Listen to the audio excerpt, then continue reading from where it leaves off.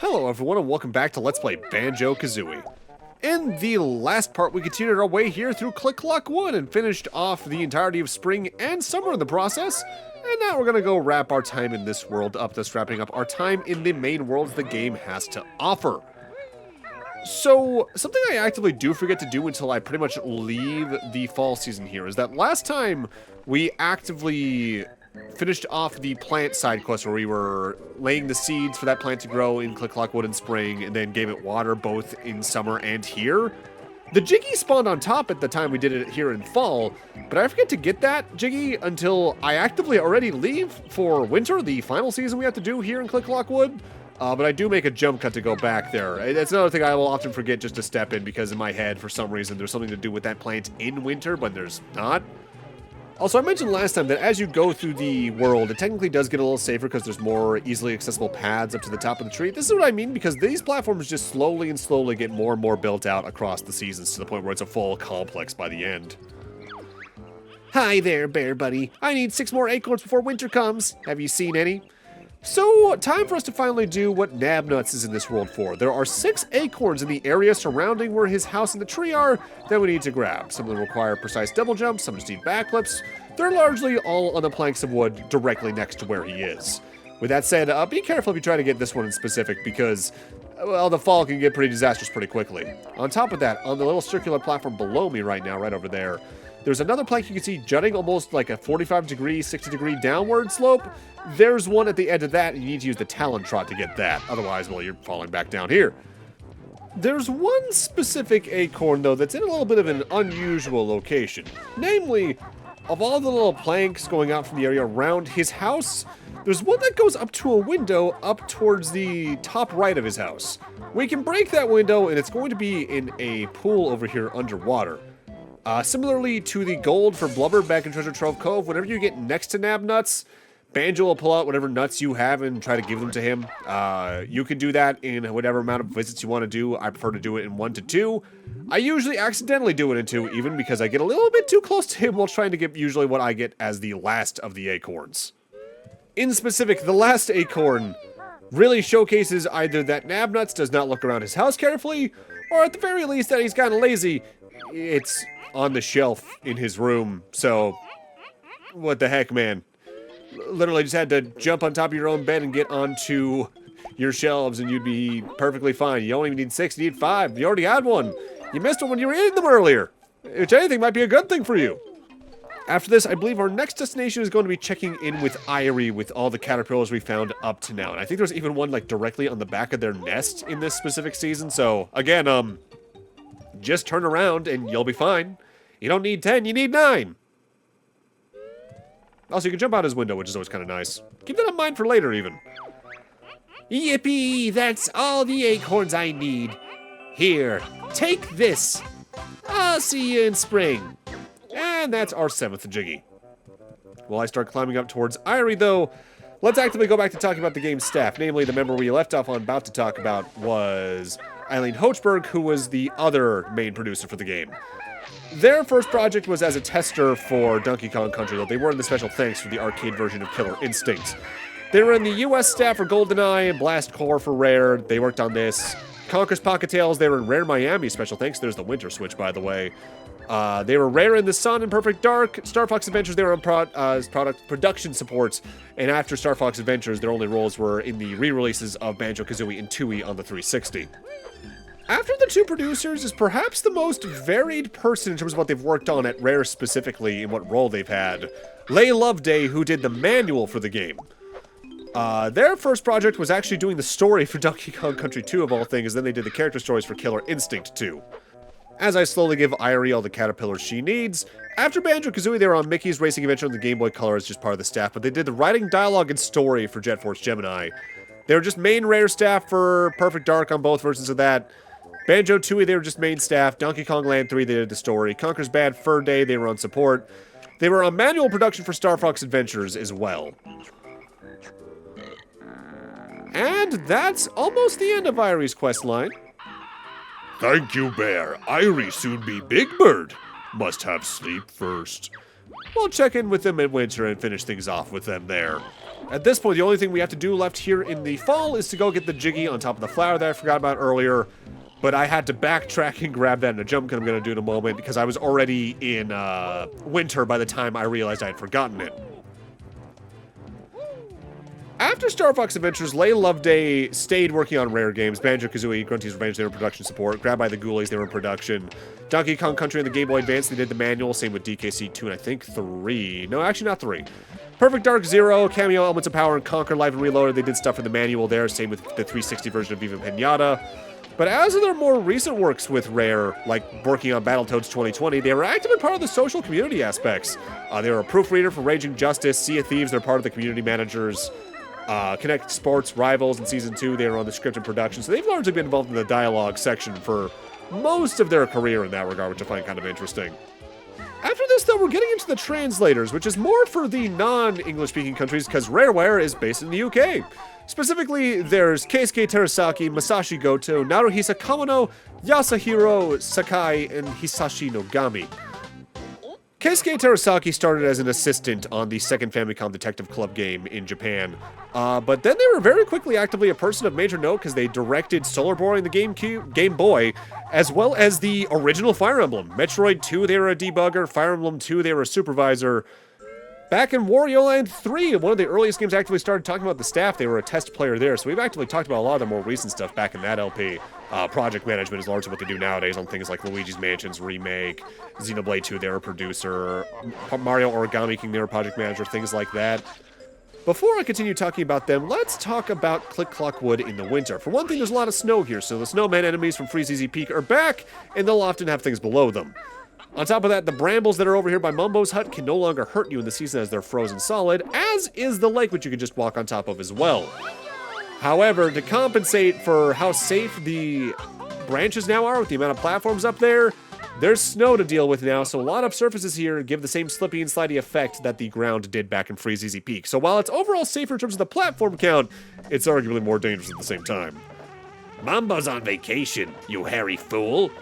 Come back in spring. So Mumbo's just not even here in winter, which I find kind of funny. I'm just going to assume he went to, like, Treasure Trove Cove or something while we're not there. Although it's funny that he doesn't like being in the snow because he's not here this season when he was in Freeze Easy Peak to begin with. So, come on, Mumbo, what's the deal there? Deal with the cold, it's fine.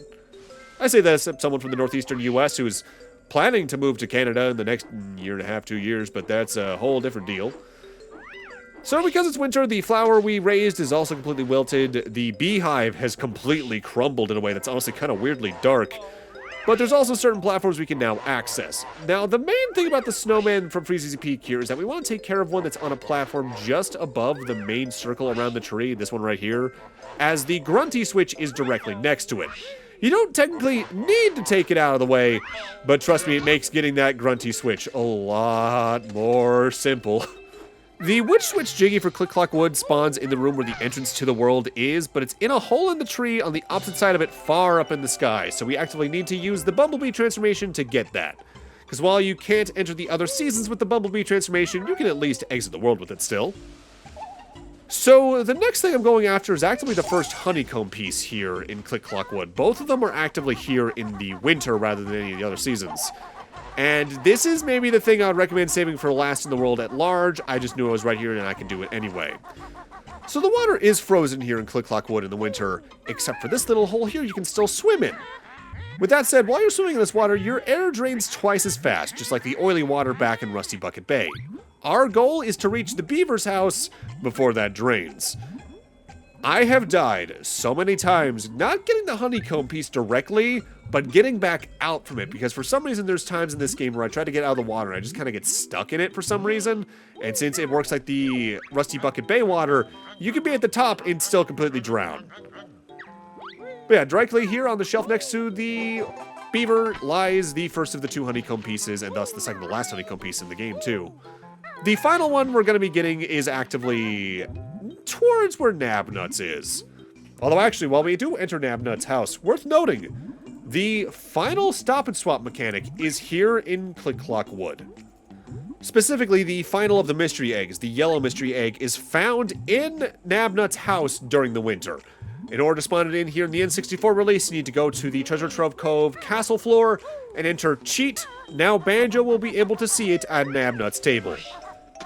Which kind of feels like they just gave up on any kind of rhyming scheme like they were doing in the other ones for that one, but oh well. Going back to the game staff, though, the next person listed as a translator is Masashi Goto, who started on the NCL staff, so Super Mario Club probably, for Blast Corps and GoldenEye. They were a translator for Yoshi's Story, coordinator for Ocarina of Time, localization support for Majora's Mask, special thanks to Metroid Prime, NCL screen text translation for Star Fox Adventures. But after doing interpretation and coordination for Geist in 2005, they kind of disappeared until 2018, where they were an NHL localization management member for Smash Ultimate. They did the same for Crafted World, and then they were back for Donkey Kong Bonanza as an Asian localization management member. Next up is Naruhisa Kawano, who started as a cooperator on Adventures of Lolo for the Game Boy, but their first non-special thanks credit after that is actually here in Banjo-Kazooie. Then they were the manual editor for Mario Golf, Japanese manual editor for Mario Tennis, did some artwork for Pokemon Stadium 2, as well as Hamtaro Hem Hem Heartbreak on Game Boy Advance, so that role was apparently uncredited. They did artwork for Mario Party E on the Game Boy Advance e-reader, Donkey Konga, Star Fox Assault, they were in the special thanks. Metroid Other M and Mario Sports Mix, they did artwork, and their most recent credits are all special thanks from Mario Kart 8 Deluxe back to Mario Kart Arcade GP DX. Their last artwork credit was in Ocarina of Time 3D. We're coming up on another couple of easy-to-miss notes, by the way. The roof of the hut we've seen being built over here on this one branch, there's some at the very apex of the roof, but reaching that can be a little bit iffy. You need to do a flip-flap jump backwards to get up to the roof to begin with, but then you immediately need to enter Talon Trot, otherwise you'll just slip right off, and likely off the platform as well. These are another set I'll miss every here and there, but it's easier to find these because I think you can fly through a flight pad somewhere here, in the winter at least, compared to other seasons. The next person listed as a translator is Yasuhiro Sakai, who started as a, well, technically speaking, their first credit was special thanks in Mario World, but their first credit that wasn't special thanks was doing printed artwork for A Link to the Past. They were an art director, manual editor for Stunt Race FX, they were a co-producer on Kirby's Dream Course, manual editor on Mario's P-Cross on Game Boy, manual editor on Mario 64 and Wave Race 64, as well as Mario Kart 64 and Star Fox 64. Post Banjo-Kazooie, they were the manual editor for Mario Artist Paint Studio on the 64, which I think may have been a Japan-only N64 DD title. Ocarina of Time Master Quest, they were manual editor, and their most recent credit overall was a manual editor for Ocarina of Time 3D, though they did do artwork for the Wii version of Pikmin as well. The final translator listed is Hisashi Nogami, who started as a character designer for Mario World 2 Yoshi's Island. They were one of the main designers for the Satellaview Zelda 1 remake. They did CG illustration for Mario 64, Mario Kart 64, design advisor for Tetris Attack, CG designer for Yoshi's Story.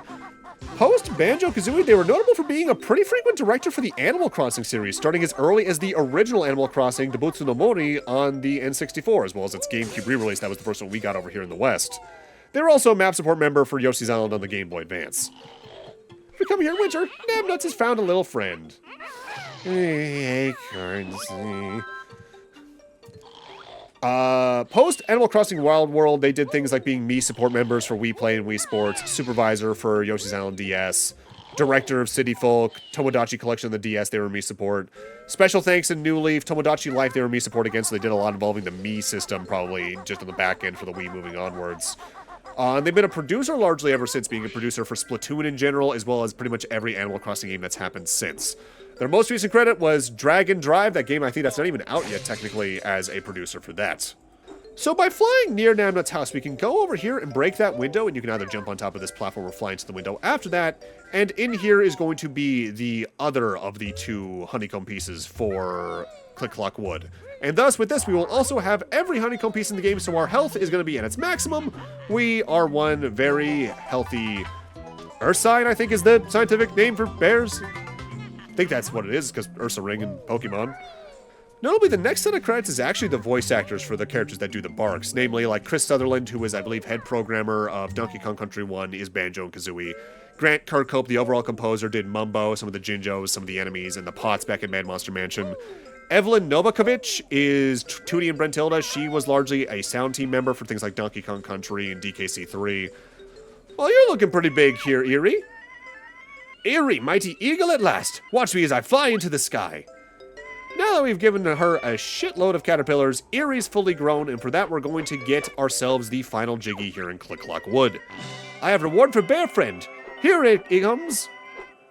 Didn't like how you had to poop that out. Does that mean caterpillars are directly converted into Jiggies? I'm thinking too hard about this. But with that, we're now done here in Click-Clock Wood, so we can head back to Gruntilda's lair and progress on. The next notable voice actor is Lee Ray, who is the voice of Bottles. They largely did a lot of background artwork for Rare over the years, like Donkey Kong Country 3. They also did similar work on Perfect Dark. I think they were senior artists on Time Splitters in 1 and 2. Their most recent credits that are of note, I think there's like Star Wars Battlefront Elite Squadron on the PSP, they were an additional artist. And the voice of Gruntilda is Chris Seaver, who is actively the lead designer, I think overall creator of Conker's Bad Fur Day. And that's our 900th note. We have basically 100% of the game with the exception of the final Jiggy over in Gruntilda's lair. We're nearing the end here, folks. With that said, before we actively leave the world in order to get that 10th Jiggy, I do need to go back to Mumbo and turn into a bee again. The next person listed in the credits is Ken Lobb, who's listed as Nintendo of America Big Thanks. So they're largely just involved in a lot of special thanks sections. They're a producer of things like Battle Cars on SNES. They were involved as a character voice actor in the original Killer Instinct. And I think they were a designer and creative director of the 2016 one in general. But they're all over the place. Like, they were a creative partner director on Sunset Overdrive, State of Decay 2. They were a creative director. Quantum Break, they were a partner creative director. So they're all over the place. So many companies they had their hands in. Fly across from the entrance up to the high hole in the tree, and we will have all 100 Jiggies. Which again, in order to get most of the other things in the game, you don't even need all 100. You actively only need 98, technically. Other listed thanks are the Big Cheese thanks, which are like Hiroshi Yamauchi, Minoru Arakawa, Howard Lincoln, Manabu Fukuda, and Gail Tilden, who are a lot of higher-ups at Nintendo and other companies. Then there's the bean counting and executive producer credits, who are Joel Hochberg and Tim Stamper specifically. Those two are the co-founders of Rare in general, though Tim Stamper notably was also a founder of the company Ashby Computers and Graphics, alongside his brother Chris Stamper. We're not done in this room yet, though. There's one other thing we need to access, namely, the next note door that progresses us further into Gruntilda's lair is also in this room. To get past this door, you need 765 notes, which means at minimum, across the 9 worlds, you're going to need at least 85 notes each, but you can fudge some numbers here and again, more and others less than some. Depends on what you really want to get done. Just note, again, in order to get most of the things in the game, you're going to need at least 90 notes in every single world. While we're done with the main levels, we're not done the game, though. We still have 2 more parts left of this, and they're both parts of endgame. As big as the worlds get in this game, the end game is also pretty explosively large. But with that, I'm going to need to end this off here. Thank you guys for watching, and in part 16, it's time for us to go on a game show. See you guys then.